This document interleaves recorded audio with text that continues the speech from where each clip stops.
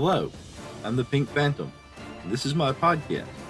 Join me as I delve into the world of games and gaming, and especially old school RPGs. Together, let's voyage into the astral realm and check out my Phantom Thoughts. This episode features a lot of call-ins and tales from the Dragon Slayers, so let's get to it. Hey there, Pink Phantom, it's Johnny from the Red Dice Diaries. I'm listening to your back catalogue at the moment, up to about episode 25, and as a proud member of the Orange Segment Revolution community, I thought I'd do a quick call-in to highlight a few things that were particularly noteworthy to me. I'm very much enjoying the episodes. I'm not going to go into each individual one, though, or this voicemail will be even bigger than it is. Feel free to chop it up how you see fit. So first of all, 3d6 down the line. I thought it was interesting what you had to say about 3d6 down the line, not necessarily being the only stat generation method proffered by older D&D, and that the pathetic aesthetic wasn't necessarily baked into earlier versions of the game. And I'm sure in Chainmail somewhere there is like a super heroic sort of level of combatability, but I'm no expert when it comes to Chainmail. I'm only just starting to dip my toe into that particular murky pool at the moment. The next thing I thought was notable was when you were talking about the use of guns in campaigns. And I think that some firearms can be seen as a bit of a leveler, you know, they allow damage and area effects that in some systems might be the purview of magic users. And I think it was quite interesting how you said that, you know, we often fall back on the tropes about these weapons work without really thinking about how they actually do work. But as you say, if you think about it, there's ways to balance out guns, you know, long reloading times, chances of misfiring, and a few others that other callers have suggested. I quite like the Lamentations of the Flame Princess rules for firearms, where it takes an absolute age to reload them. And realistically speaking, if you go into combat with like a black powder firearm, you probably get one shot off with it, if that, in a combat. And they're far more useful, as my players have started adopting them, for forcing the enemy to make morale checks at the start of a combat. And if you're lucky, maybe your enemies run away with all the smoke and the noise, and you don't actually have to fight them. That's far more likely than you actually getting to like rail them with loads of bullets in combat. So when it comes to defining the OSR, I agree with the call-in. I think it was Kevin from the Red Caps podcast, where it's a fine line between defining OSR rigidly and facing accusations of excluding people and gatekeeping.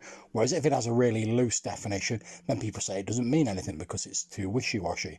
I'm pretty sure the OSR conversation / argument will continue until the sun goes cold, and I expect no sort of resolution will have been reached. I think Jason had a good point though, and I say this being aware some people will say this is leaning towards gatekeeping. It's not my intention, but hey, it's the internet. Where he says that the OSR has been diluted by the label just being slapped on loads of different games. Do I have the golden tablet with the one true definition on it? No, of course I don't. But I do think the looseness and uselessness of the term has been exacerbated by this. To be honest, nowadays I just define OSR as old D&D most of the time. But I'm not really going to get steamed if other people include other games in the OSR label, although I do think the usefulness of it as a term when it comes to making informed purchasing decisions for RPG books has severely degraded, necessitating more research before pulling that trigger on a purchase. Whether that's a bad thing or not is down to your individual viewpoint. I think personally a good way to approach this is that when people do blogs, podcasts or whatever, they define what they mean by OSR in relation to their particular podcast or blog at the start, in the same way you might have a definition of terminology at the start of a book. Okay, so let's crack on to critical hits. I have to admit, I've never really used critical hits in D&D, so I don't really have a horse in this race, although I do remember them fondly from my early days of playing Warhammer Fantasy Roleplay. And it was always a cool, tense moment when your PC got hit by one and you waited to see how the dice fell. Likewise, whooping in triumph when the enemy took one. I think, to be honest, though, it was more baked into the Woof-Rup ethos and setting. I'm not sure whether I'm fussed about bringing them into D&D, to be honest. Of course, if people want a really gritty game that plays up the unpleasantness of violence, then it might work for their game, and fair play to them. Last thing I'm going to end with for this call is Joe's call from Hindsightless, where he mentioned pushing up roses, and I've got to agree, since my wife introduced me to that YouTube channel, I've been very much enjoying it. I mean, I like Murder, She Wrote, I like old adventure games on computers, so it's a bit of a no-brainer for me. Right, I'm going to crack on with listening to the rest of your back catalogue, my friend. I've been very much enjoying them so far, and you might get another ridiculously long voicemail from me when I've listened to the next 25 episodes. So keep up the good work, sir, and I will catch you soon. Take care. Well, thank you, John, for the call. You put a lot into that, and boy, I was here for it. I loved every bit of that. And it's always great to hear someone enjoying the back catalog and calling in about that sort of thing, because that brings in a fresh voice and fresh ideas and can stir fresh ideas, and that's the great thing about the way the what was formerly called the Anchorverse did podcasting, was the constant exchange of ideas and generation of ideas, and how things progressed from there, whether it was a discussion or an argument or just building something. Uh, your comments about guns has got me thinking about guns again.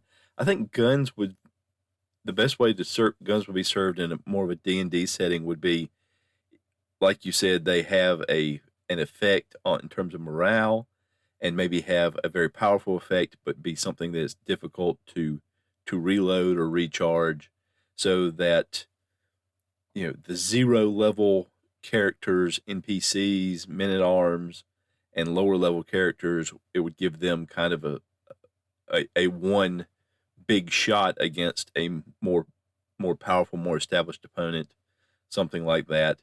And then, as you rise in levels, being able to access better magic, better skills would kind of overcome that a little bit, but it would still provide a threat to more powerful creatures and characters. And OSR, yeah, the OSR discussion is probably going to go on forever when you can't even agree on what the R in OSR stands for. That's kind of a sign. But I guess that's kind of the nature of the OSR. I think a lot of people think that's the nature of the OSR is you're more doing your own thing, building your own thing, and interpreting rules your own way. So interpreting the term is the same thing. It did get very, very highly merchandised, cashed in upon. In a lot of ways, it kind of served the same purpose as the old D20 logo that you would see in a lot of rule books that would say this is D20 compatible back in the third edition D&D days, and it just proliferated to where it was on products that maybe you think this is for a fantasy role-playing game. And OSR, I think, in terms of the OSR style logos, have gone the same way, only whereas D20 had a license behind it and limits on how you could use it and where you could place it and what you had to do with it, OSR, it's just you interpret it your own way. And of course, that's rife for abuse in some ways. And there are people who have done that, whether it was for reasons of money or reasons for my way is the right way or what have you. But I think the discussion of what is the OSR and what does it mean to you, I think that's exactly right. As long as you're clear on what it means to you, then people can be clear on what you mean when you say it. That's an argument, like you said, will go on forever. But it's something that's still worth discussing as long as we can do it in a positive light. And that's where the whole idea last year of OSR October, as some people call it, I like the term OctoSR myself, came up. And it's something that a lot of podcasters will be doing this year. Again, from what I'm seeing on the Audio Dungeon Discord, there are people considering taking part in that again. That's something I want to take part in again. And it can be fun in the right circles with the right people to have just a good debate or a good exposure to what people are seeing out there that they think represents either old school D&D rules type systems or just old school style of play. So I really enjoyed it. So thank you for calling in. Thank you for bringing up some parts of my back catalog that I hadn't thought about in a while. And I hope to hear from you again. And I enjoy your podcast. And anybody that's not listening to the Red Dice Diaries, you definitely should. There will be a link in the show notes for that. And next, I've got a couple of calls from Rich of the Cockatrice Nuggets podcast. Hey, Phantom. This is Rich. I was listening to you respond to a call about the section of a book that is usually titled, What is an RPG? So I thought I'd give you a 10-minute treatise on what I feel an RPG is. No, just kidding. I just want to call in and say that I really like that part of a book because it helps me get into the author's mindset of what they think an RPG is, thus what they think their RPG is. I do think this would be better replaced by a what is this RPG section. But maybe we can hold up signs and get some authors to do that. Talk to you later. Hey, Pink, it's Rich again. I'm listening to the same episode, but I'm into your solo play. And I noticed that you only rolled once for the lions to attack, yet you applied all 3 of their damages, their claw, bite, if you will. Is that something that I totally missed in AD&D in my younger times? Or is that something you're doing because of the solo? Well, thank you, Rich. Yes, I do think that in lieu of a what this RPG is section, then what is an RPG does give you that look into the author's mind. I had never really thought of it that way, but you're absolutely right. That's a very good way of looking at it. And as I've been talking about the last couple of podcasts, had some call-ins about that is something that would be useful, is just to have a description of what your RPG is and what you're trying to accomplish with it. And I think some people do that. I think a lot of that does get done in the more what's called the indie role-playing scene, where people are not trying to emulate Dungeons and Dragons or iterate on an already established system, or just not one that's been established for very long. Is they will try to explain more what their RPG is about. As far as the lions, no, you didn't miss anything. I just flubbed it. I guess I was in the mindset of I was rolling once for the players, so I was only going to roll once for the lions. It's an interesting concept, though, because should the 2 claw attacks be the same? Shouldn't they be simultaneous? Wouldn't it be trying to claw at you all at once? Or maybe if 2 claw attacks hit, maybe the bite automatically hits or something like that. So that would make creatures like that more dangerous, even if the damage done would be lesser. It would make them dangerous to characters with more hit points than they would otherwise be if they only had to roll once and they could get a hit, and it would allow them to roll multiple types of damage. Because rolling more dice, it's always more dangerous, right? But that's not the only mistake I make, and you will hear about that when I get to the Tales of the Dragon Slayer section of this podcast, because I screwed a couple of other things up in that combat as well. But thank you for calling. I appreciate it. Those were very short, but they were very thought-provoking, and I always like that kind of thing, the thought-provoking kind of thing. Thank you. And we're going to finish up the calls with Jason from the Nerds RPG Variety Cast. Hey, Jason here. So this is a little bit pedantic, but you mixed up BX and Beckme. The Mulvey Cook BX that most of the OSR is built around actually only goes to 14th level, where Beckme, the Mincer, the box sets, goes to 36. So really, and hardly anything is built around Beckme. So really, OSR games typically only go to 14th level, because that's what BX does.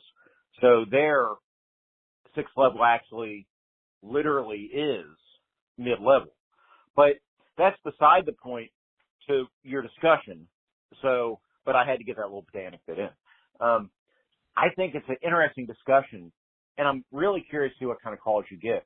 Because, yeah, just increasing the power level of the characters, increasing the power level of the monsters, at that point, what's the purpose at all, right? It's just all linear. So, we've seen talks about this before, that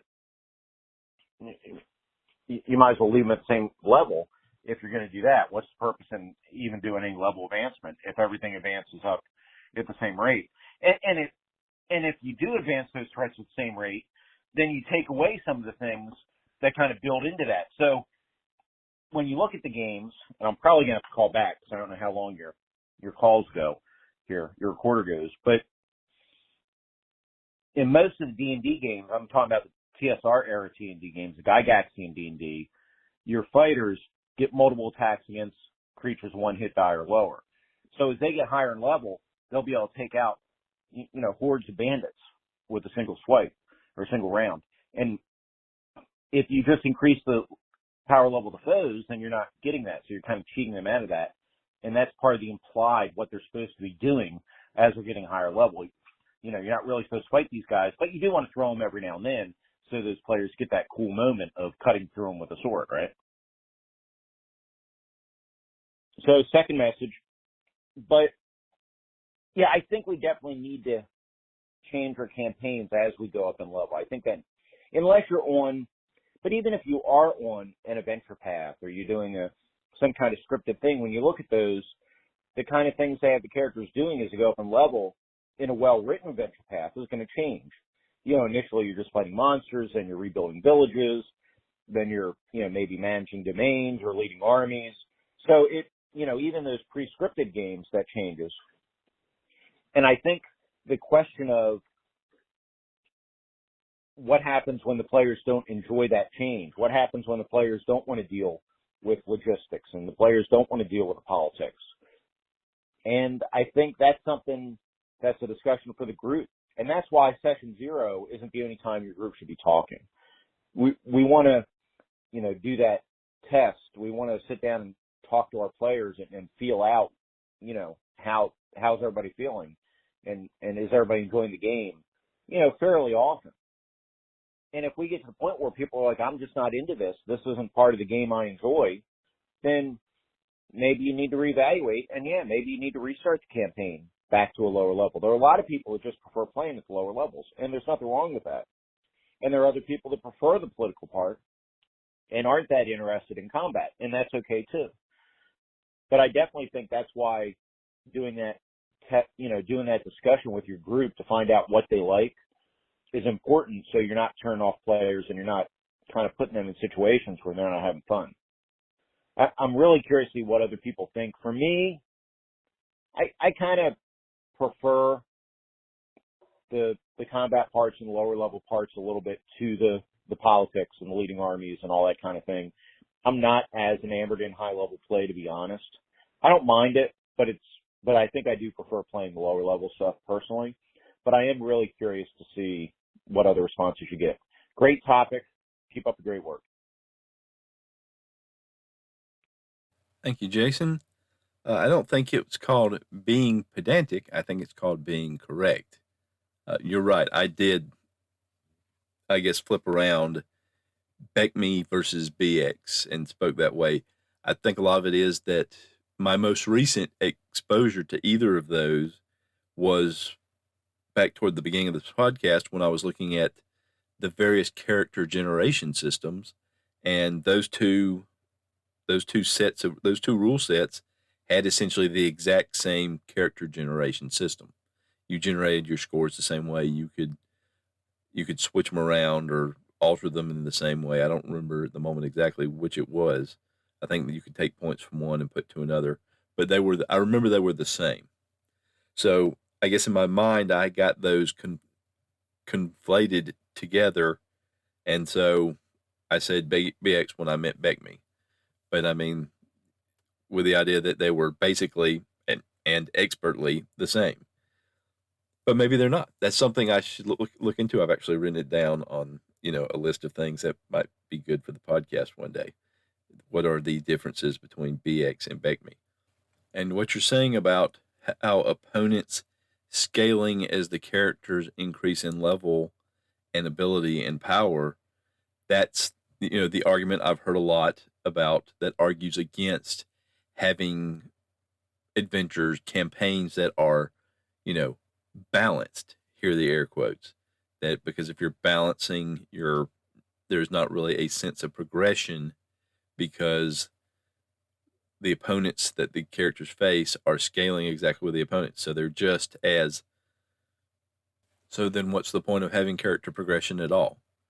So that's another argument there. And of course, I think people on the other side would argue, well, if you don't scale, then you're always running the risk of, well, the players will get bored because the enemies are staying the same and they're getting stronger, or the characters are all constantly running against enemies that are a lot stronger than they are and just getting wiped out.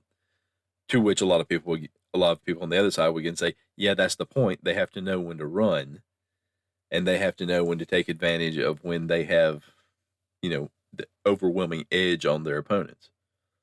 But a lot of that is tied into, a combat style, because a lot of that deals with battle and combat ability and hit points and 2-hit numbers and armor class and things like that. And it can tie into other things. It can tie into the abilities for diplomacy and for negotiation. But that's, again, it's about the dice rolling. Because that's where the balance is, right? It's in the dice rolling, because there's really no way to balance the parts that don't involve dice rolling, because it's essentially what's in the game master's mind versus what's going on in the player's mind, and how does that strategy work out, because the game master is playing the world. And so if the game master is not up to outwitting the players on occasion, the players are always going to be at an advantage anytime you're not rolling dice. But that's kind of a diversion from what you were talking about. I think the other part of what you were talking about, the question of should there be a difference in style of play as you progress in a RPG with a level system? Should you get beyond just what the individual is doing versus an individual opponent, or a small group of opponents, a party versus a small group of opponents, whether it's negotiation, combat, conversation, what have you? And there's I can't think arguments to be made on both sides that, this is what we want to play. We want to do a dungeon crawl, then you want to do a dungeon crawl. And that's an argument for dungeons that are maybe not as logical as I think is considered a more proper way to establish a dungeon, that it's logical, and the creatures within have relationships with each other and they're going to affect each other and all that, versus you got this sometimes almost random seeming group of creatures. How did that dragon get 7 levels deep into that dungeon anyway? What's that giant doing there? How did he even get in here? There's not any doors he can fit through. What's going on there? So that goes back to the idea of the dungeon as, a mythological underworld where things can happen that seemingly don't make sense, which in a world of magic, you could probably hand wave it a little bit, or you could have a magical explanation that makes sense. But like you say, it's something that needs to be established from the outset and talked about as you go on, because if you have a shift from a game that starts off as a dungeon crawl and it's a lot about combat and about logistics, and then you go into simply trying to pit factions against each other or make alliances against a bigger faction or thing like that, because straight combat is not the answer anymore. How many players will that leave behind, and how many players will that indulge? But it's the same question about shopping. I mean, a lot of people, if they go to get supplies, they just want to say, okay, we spend this much money and get this many supplies, and it takes half a day, a full day, what have you. And other people want to play out the discussions with the merchants. It's play style, and that's individual to people, that's individual to groups. And you covered all that, so I'm not going to cover it all again. But I want to thank you for the call. I think it is an interesting discussion. I hope more people will call in to say, yeah, I think the style of play should change as your party goes up in level. Or, no, you know what? If you're enjoying what the play style is at low level, that should keep on going regardless of what the level of your party is.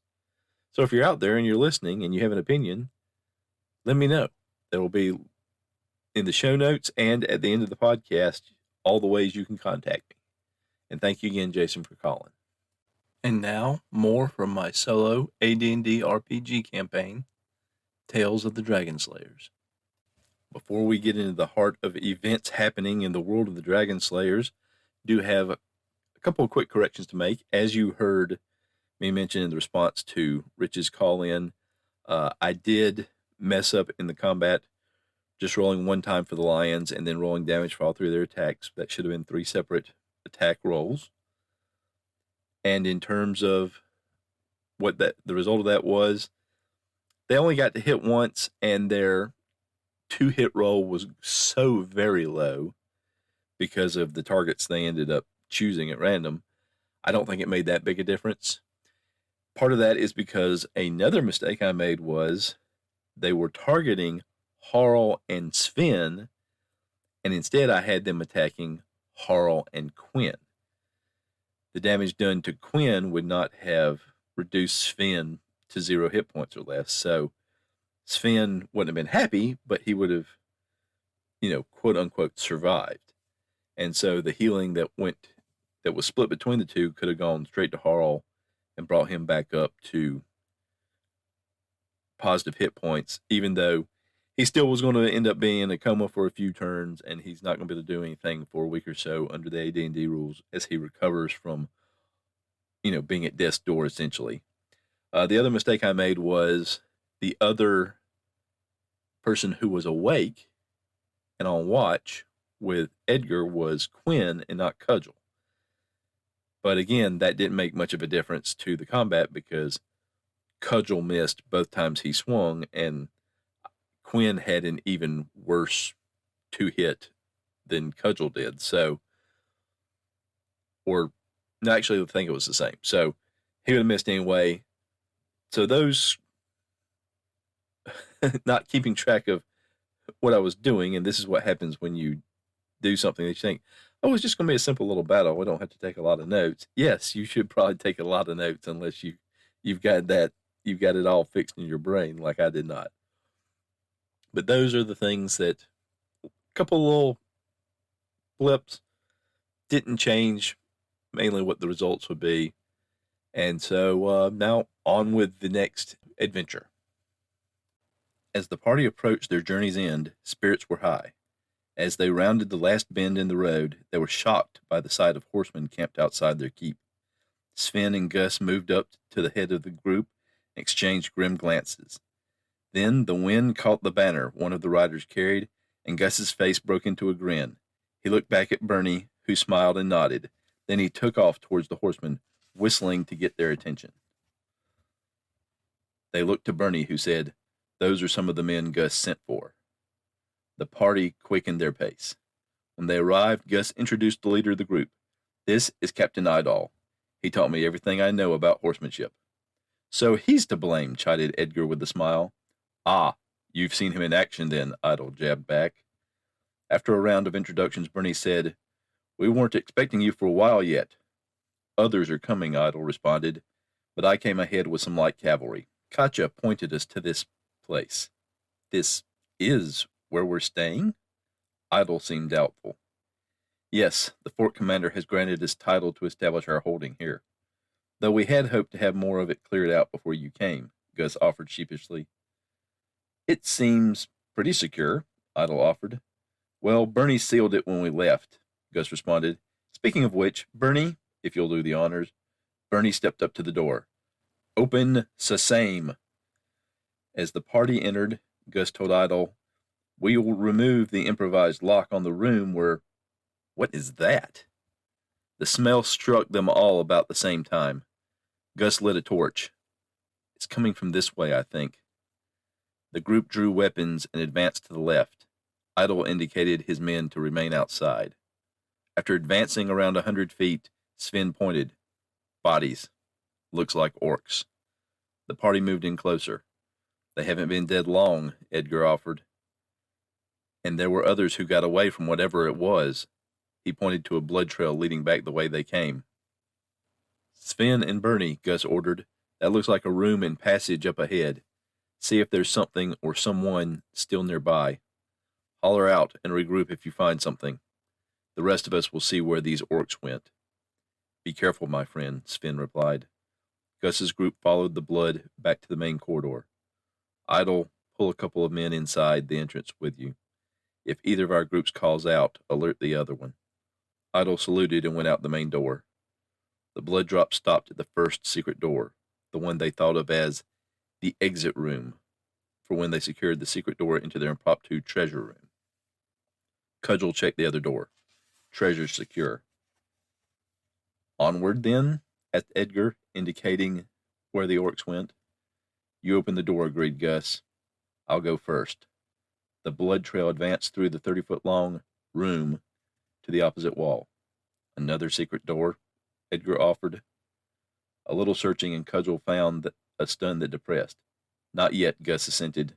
Let's regroup. Inside the main entrance, they found Bernie, Sven, Idle, 2 of the horsemen, and a group of adventurers. This lot was exploring and got locked in, Sven explained. Sorry about that, Gus said. We didn't know anyone else was in here. We've been in here a while. We got turned around and then ran into those blasted orcs, one of the fighters explained. These guys said this is your keep? It is now, Gus pulled out a document, granted by the royal representative on the frontier. The other group's mage offered, well, I think we've had enough of this place anyway. Nods all around. If you don't mind, he indicated the door. Of course, replied Gus. Idle, make sure your men know they are okay to leave. Before you go, what did you see that way? A few beasties, nothing up this way close, and lots of twists and turns. Thank you for that, and safe journeys. When the other party had departed, Gus told Idle, let's get some torches in the sconces down that hall. Station men by the entrance. Be prepared to withdraw outside if something nasty comes. What are you going to do? Gus looked at his comrades. We're going orc hunting. The opening music of this podcast is Strength of the Titans, and the closing music is Late Night Radio, both by Kevin MacLeod of Incompetech.com, licensed under Creative Commons by Attribution 4.0 license. Thank you for listening to Phantom Thoughts. I would love to hear your feedback. You don't have to be part of the show. If you want to contact me and let me know, hey, these are for your eyes only. I just wanted to give you thoughts, ideas, response, and it's really for your eyes or ears only. That's absolutely fine. I'd love to hear from you either way. So just let me know when you contact me. I don't want to be part of the show. There are lots of different ways you can contact me.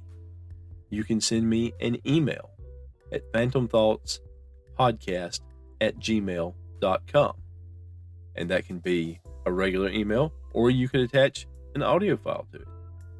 You can use the message button on my podcast site on podcasters.spotify.com/pod/show/phantom thoughts. You can contact me via my Google Voice number, 864-209-1441. You can contact me via SpeakPipe at www.speakpipe.com/phantom thoughts. You can contact me on Discord, The Pink Phantom. All this contact information is listed in the show notes of every episode. And thank you for those who call in. Thank you for those who don't call in. I appreciate you listening and hope you'll listen again next time. Until then, I hope you have a great day.